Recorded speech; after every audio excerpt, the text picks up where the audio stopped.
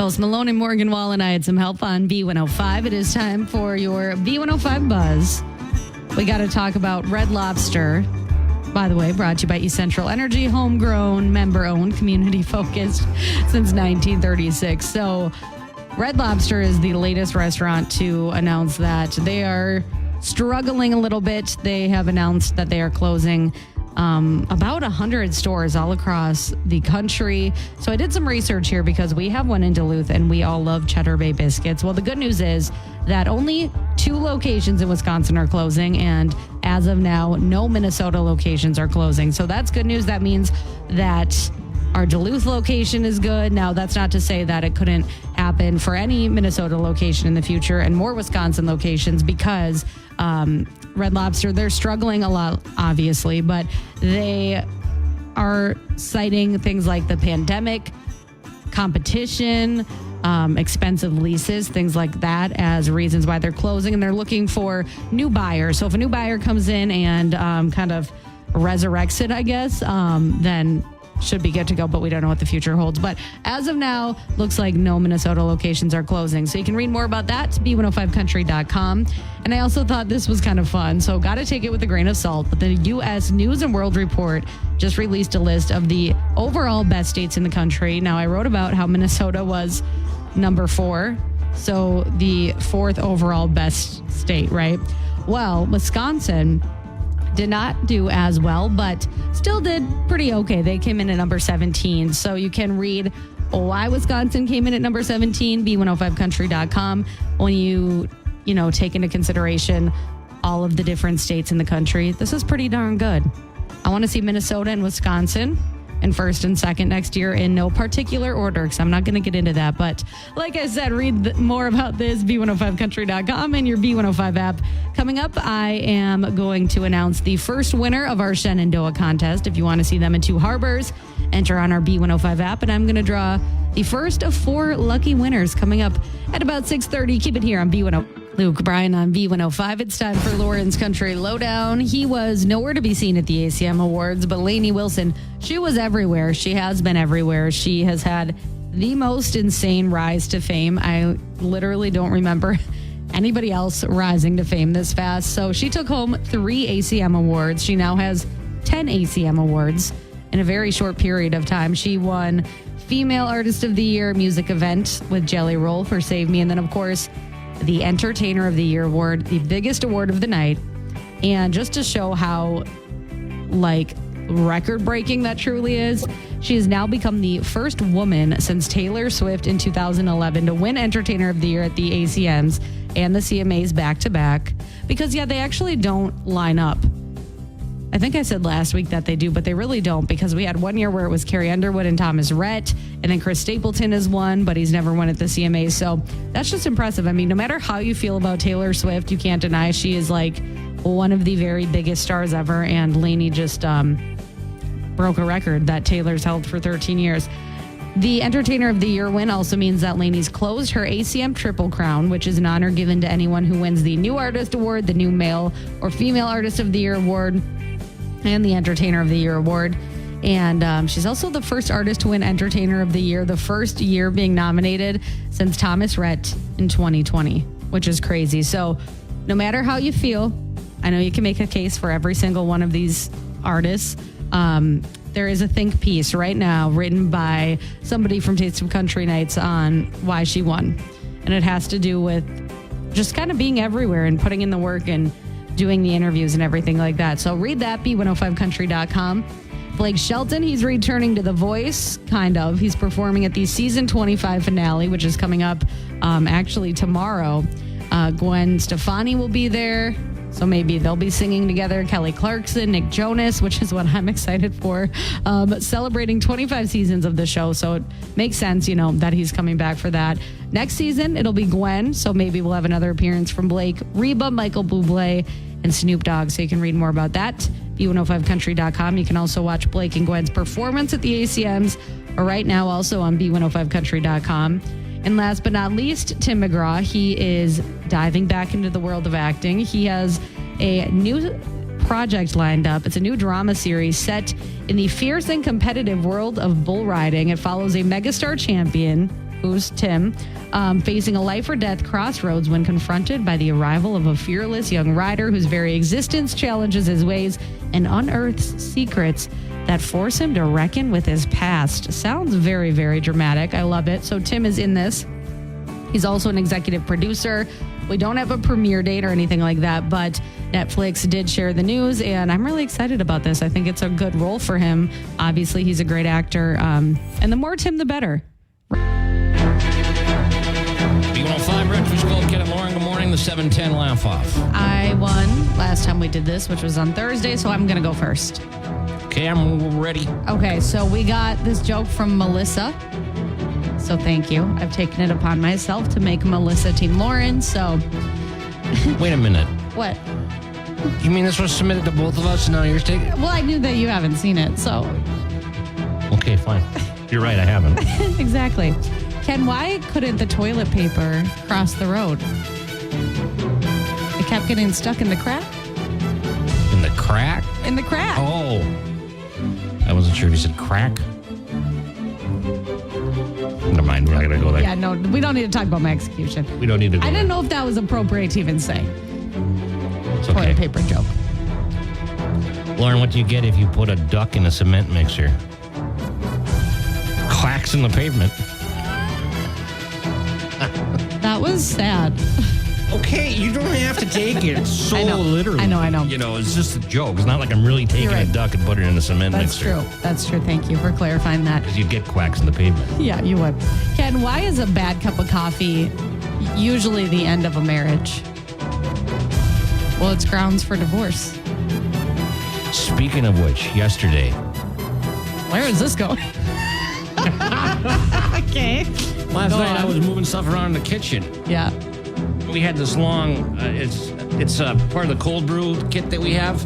Well, it was on Cold the, brew kit. Yeah, you take a big thing and you put it in a I've big done that Jason before. jar and you fill it with coffee grounds or whatever. Oh, coffee fell out everywhere. And then there was in there like old coffee and we just had coffee grounds all over. Never mind, Does that doesn't taste better? Because I feel like it's easier to just buy the jug. matter. I don't know. It's my wife's thing. Lauren, what's a lawyer's favorite sushi? So sue me. Okay, that's funny. Okay, that's funny. I'll give you that. That was good. We're going to Wasabi tomorrow. Wow. Superior because they're open. You got to celebrate. Well, we're going for our anniversary, so Oh. I'm excited I was about going to that. say I want to come, but I'm not going to come in that. Like, that's all you guys. So, Okay. yeah. Well, thank you. Whose choice was that? That was your choice What was? to go to Wasabi. Yeah. Yeah. You love it there. She went already before without me. The first day they opened, she was over there and she didn't invite me. It's unbelievable. That right there. That's grounds Yeah, I for was gonna divorce. say, I don't want to say it, but that's kind of grounds for divorce. I'm just kidding. We're fine. We're Very happy. good, though. 713 B105. There you go. It's 710 Laugh Off. Brought to you by Scrubs Direct. Shop scrubsdirect.com. Right there. Okay. 713 B105. Old Dominion up next. Memory Lane Murphy's. Once again, wonderful prize pack. So, Right. Okay. take it away.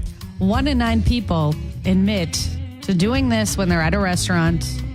What is it? This is a pet peeve that I have, 1 in 9 people, huh? but I get why this would happen. Okay. 'Cause you're just so excited when your food gets there. Okay. 727 B105. Once again, 1 in 9 people admit to doing this at a restaurant. Let's give another hint. Okay, go ahead.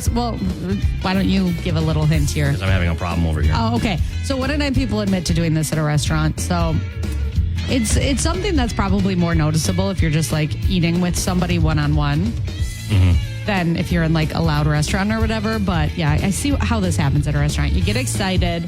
At a restaurant. Well, yeah. Yeah. A lot of people do this at home. It's annoying.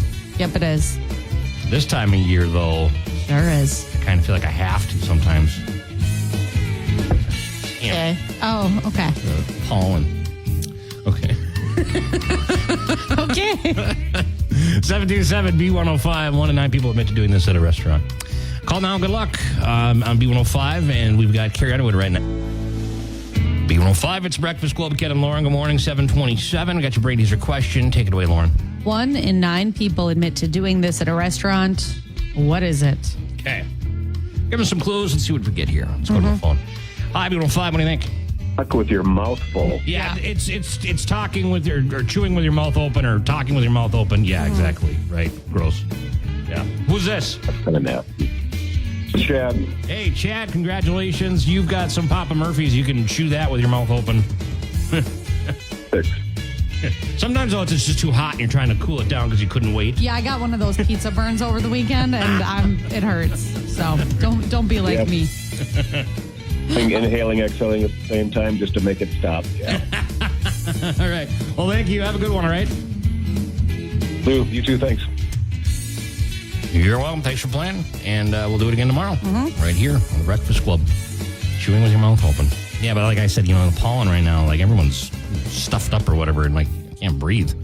I inhaled yesterday. The gnats were so bad this weekend. You accidentally sucked some into your mouth. I inhaled one, and it went into my lungs. We've all been there. And then I coughed so hard I gagged. Wow. And wow. It was like the next 10 minutes were pretty rough. But anyway. Glad you made it through. Well, my nose has been so stuffed up, too. Like, I'm being like, I was... Well, we don't have to go into that. It's okay. We've got a lot of other things to talk about today. We don't have to talk about that. Got your weather forecast next. Ready? Okay, and then more. We should talk Timberwolves, too. What a story. I will let you take the lead on that one, 7:40. It's an unbelievable. I can't, and I got a theory why. Okay, so you're going to share that, and I'll learn something, too. Yeah, it was a record. They set a record. Pretty wild. We'll talk Timberwolves coming up here on B105. B105, it's Breakfast Club with Ken and Lauren. Good morning, 7:41. A lot of people are excited today. Minnesota sports fans shocked, stunned. This usually doesn't happen. So here's the deal. It was forced to a Game 7 last night. Minnesota Timberwolves, they fought back with a blowout the other night to force the Game 7. First Game 7, like 20-some years, something like that. Anyway, but that was last night at Denver. And Denver, and they had to win to go on. I mean, this was down to Game 7, right? And they were at halftime. They were down by like 20 points. Not looking good. That doesn't look good. They came back and they ended up rallying and beating the Nuggets 98-90. Wow. Which unbelievable. Because the Nuggets were favored. And they were the defending champions, yeah, and they were at home. I remember that from one-on-one with Lauren on Thursday. Wow, look at you. Yeah, but this was a record comeback for Game 7. Nobody's ever come back from that far. Wow. In Game 7. And I think I attribute the fact that I've not watched a single game this year because I can't right now. You do think that like you have some sort of curse. Even with like the Vikings, when you watch them, you feel like you're cursed. Yeah, and I know that's probably not the situation. But I mean, I can't. But we'll never know, so. And we'll never know. Right. But I was like, so many people were saying that they're going to be, that it's going to be just a heartbreak, because as a Minnesota sports fan, you're always waiting to get your heart broke. Right, that's what I hear. So many times. And I've been so busy lately. I'm like, I can't have my heart broken this time. Right. I can't handle it. I get secondhand heartbroken from everyone here. That's so sad. But so they did it though. Now they're going to the finals. I mean, this is big. That's crazy. When was the last time they went to the finals? Well, they're going to the Western Conference. But they're going to go against Dallas right now. So. Well, I've never heard of Dallas's basketball team, so they can't be that good. Never heard of them, huh? I don't think so. Okay. Well, That's not a surprise. It's the Dallas Mavericks, Oh, I have heard of them. Okay. Okay. Unfortunately, I was wrong. Yeah, but it's pretty cool. Yeah, but the Timberwolves are in the conference finals for the first time since 2004. Cool. And this is going to be game Wednesday. Will be game 1 Wednesday. It'll be in Minneapolis. So cool. Looking forwed to it. And, I know you'll be on the beat. But now I'm like, do I start watching now, or do I just now I'm actually paying attention even more? Is that going to make it work? I can't answer that for you, but let me know what you decide. Okay. I just don't want to get my heart broke. I know. I get it. I get it. I don't want to put it out I don't want you to either, because I just remember, I'm not going to bring up the exact times, but there have been times in sports history since I've started here that you've been very sad. Minneapolis Miracle. It was sad. So there's so much hope there. No, we're going to stay positive. This is a new team. This is something that, this is good. Okay. Good. Jelly Roll right now. Need a favor. Yes, we. Lauren's Country Lowdown on B105. So we're going to start with a happy story. Oh, good. before we get into the tea. So Miranda, she's been back in the public eye. You know, she's on the ACM Awards red carpet, and she's been doing a lot of press since she released her first song in quite some time called Wranglers. So she was asked more about her album. She says it will be released this fall, and she said it will be very country. She actually recorded it in Texas instead of Nashville, where she usually does. She said she hasn't done this since her debut album, and she does have a new record label. Remember, she split with her previous record label. You're right, yeah. Has a new record label now, and she says that her new team and label has inspired her and kind of like refreshed her in a way because it's like a fresh start. So she says we can expect that later this year. She has not released an album since 2022. And I was thinking it's been a while. Yeah, it's been a long time. You can see her performance of Wranglers, her first song off that album, from the ACMs, B105country.com. Exciting stuff. Yes, You know, for she me, she it does really is. need a refresh, I think. Yeah, you know, she's been like iconic for 20 years. She kind of went away from the public eye for a while. Right. It was really weird. Like, I talked about this over the weekend, but like, for so long, it was Carrie Underwood and Miranda, and then now they're kind of both just lying low. So Yeah. I'm excited. But Zach Brown Band, Zach Brown of Zach Brown Band, I should say, he is battling it out with his ex-wife. And this is getting a little messy. It's been picked up by national news outlets everywhere. So he got married last year to a woman named Kelly Yazdi, and they split 4 months later. Okay, so it wasn't a real strong union. Well, at the time they issued a statement, they said, we're going our separate ways, respect our privacy, but now he's filed a lawsuit against her.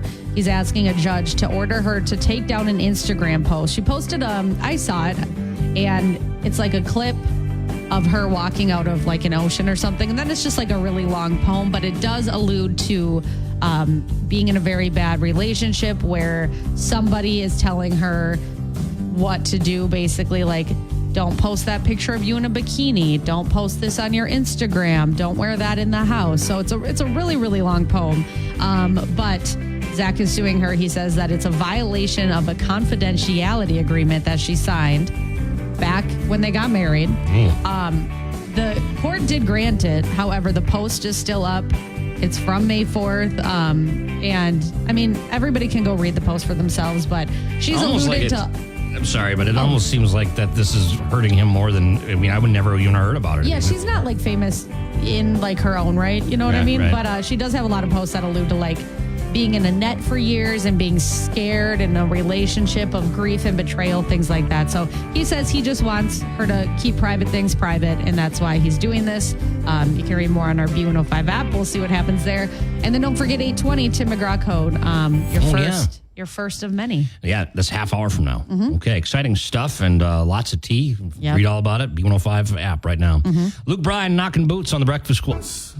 Luke Bryan knocking boots on B105. It's Breakfast Club with Ken and Lauren. So did you hear the air show this weekend flying overhead? You know what? There were some planes very close to my home. Oh, yeah. You're not far from the airport. No, I know, and it was cool to see. It was very loud, but it was really, really cool. Yeah, I was just reading about this. WDIO says Duluth Air Show brings $20 million in revenue to the Twin Ports area. Wow. I was out of town. We were supposed to go to Cabotogama to go fishing. We had this planned for our anniversary.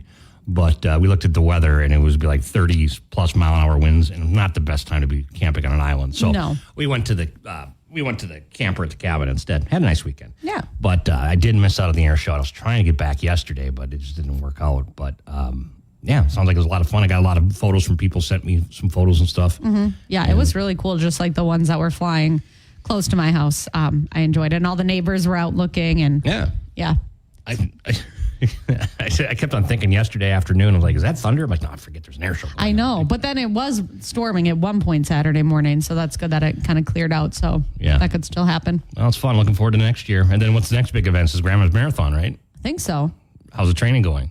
Good. I've already run a half marathon, and then I did like... Oh, that's right. I forgot. My group is like intense. Like we did 12 miles Saturday, so I feel like... So now you're going to do the full marathon. No, I want people to stop saying that. That's never going to happen because the half is like all my little knees can handle, honestly.